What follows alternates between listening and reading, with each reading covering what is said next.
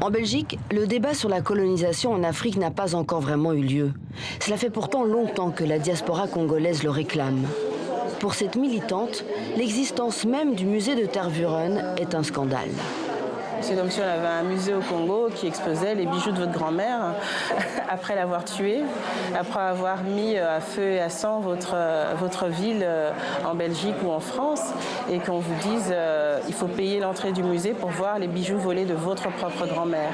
C'est une violence post-coloniale très forte. Ce que nous on demande, c'est la restitution des biens culturels. Donc que le musée par ailleurs se décolonise est une très bonne chose si le travail a commencé, mais tant que les biens culturels mal acquis ne sont pas restitués, notre demande n'est pas rencontrée. Fondé il y a plus d'un siècle par Léopold II pour glorifier les conquêtes belges au Congo, le musée de Tervuren possède l'une des plus grandes collections d'art d'Afrique centrale. Petite visite guidée. Ici, on voit là donc quelques attributs de la royauté rwandaise. Il inclut donc une coiffe du Mwami du Rwanda. C'est un des chefs-d'œuvre du musée, donc c'est une statue des peuples Congo qui est donc utilisée par un guérisseur traditionnel. Alors qu'à côté, on voit donc un tableau de Chéri Chérin qui habite donc à Kinshasa. Il y a par exemple les gens pauvres qui doivent se débrouiller soit avec la médecine traditionnelle, soit aller prier à l'église. Ceux qui ont plus de moyens peuvent se permettre d'aller à l'hôpital. Et les vrais riches, ils prennent l'avion pour se faire soigner à l'étranger. Ces œuvres contemporaines, exposées à côté des trésors archéologiques, font partie de la nouvelle scénographie du musée. Le premier musée colonial à être décolonisé. Ce tableau-ci a été spécialement commandé au célèbre peintre congolais Chéri Samba. Le tableau montre en fait un conflit entre deux parties. Donc il y a d'un côté donc les employés du musée et de l'autre côté il y a donc la diaspora congolaise. Et il s'agit donc de la statue de l'homme léopard, comme tous les Belges le connaissent. Cette statue de l'homme léopard et d'autres de la même époque sont désormais exposées dans une petite salle annexe. Une manière symbolique de les enterrer une fois pour toutes. Le ministère des colonies utilisait donc le musée comme un outil de propagande. Donc le message était très clair.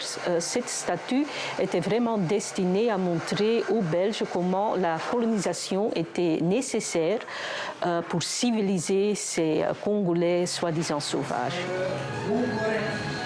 Ce sont des moules en plâtre qui étaient donc mis sur le visage de la personne concernée.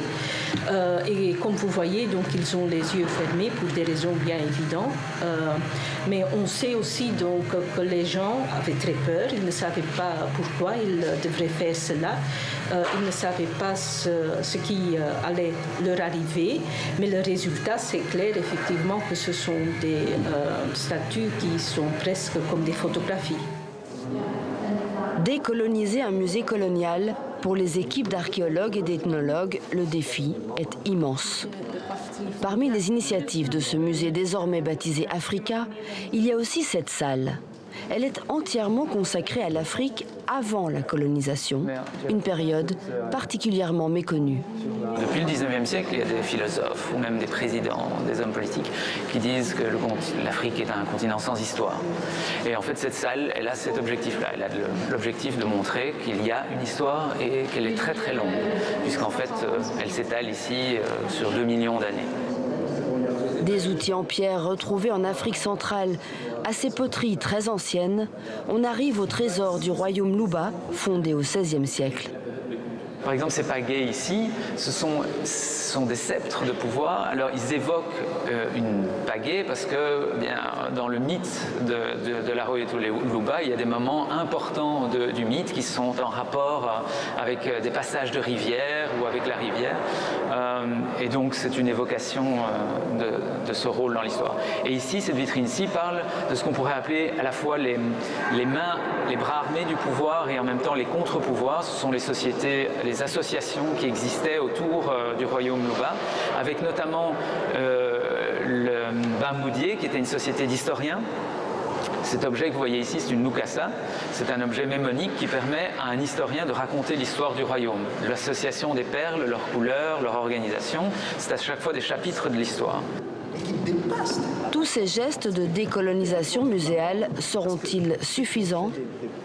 Pour ce doctorant de l'université de Kisangani, employé au musée depuis 5 ans, le malaise est beaucoup plus profond. Je pense que le plus grand intérêt que la Belgique doit d'abord faire, c'est un message d'apaisement au regard de tout ce qui s'est passé au niveau du Congo. Et cet apaisement ne peut être fait d'abord par un message d'esquisse conscient pour arriver à stabiliser le moral de l'ensemble du peuple congolais. Mais je pense, à mon avis, qu'au-delà de tous ces différentes polémiques ou ces débats, la science doit être au-dessus de tout. Cela fait plus de 15 ans que le directeur du musée suit de très près tous ces débats, notamment les dernières avancées en France. Le président Macron a entièrement raison quand il dit que ce n'est pas normal que 80% du patrimoine culturel africain se trouve en Europe, qu'il faut trouver des moyens pour assurer un accès beaucoup plus facile, assurer des moyens pour qu'une partie au moins une partie de ce patrimoine culturel peut être présentée en Afrique. Régulièrement en voyage en Afrique, le directeur connaît bien les musées du continent et les demandes de ses partenaires, notamment au Congo.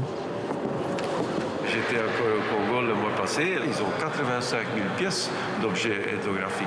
Mais donc c'est conservé dans un état qui est certainement pas optimal, pour dire le moindre des choses.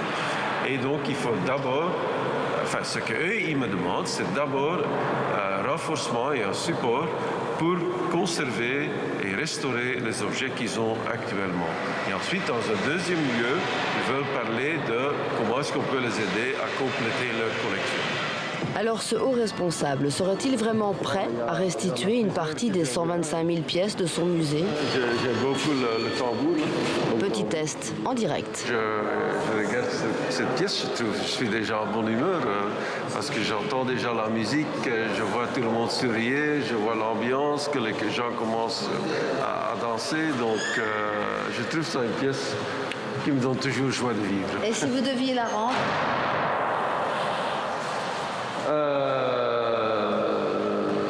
Ce sera avec beaucoup mal au cœur, mais je comprendrai la question.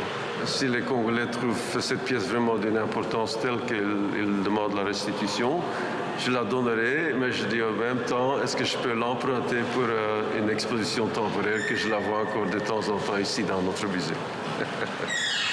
Avec émotion et lucidité, dans ce premier musée colonial décolonisé au monde, le directeur vient de faire avancer un débat qui, en Belgique, ne fait que commencer.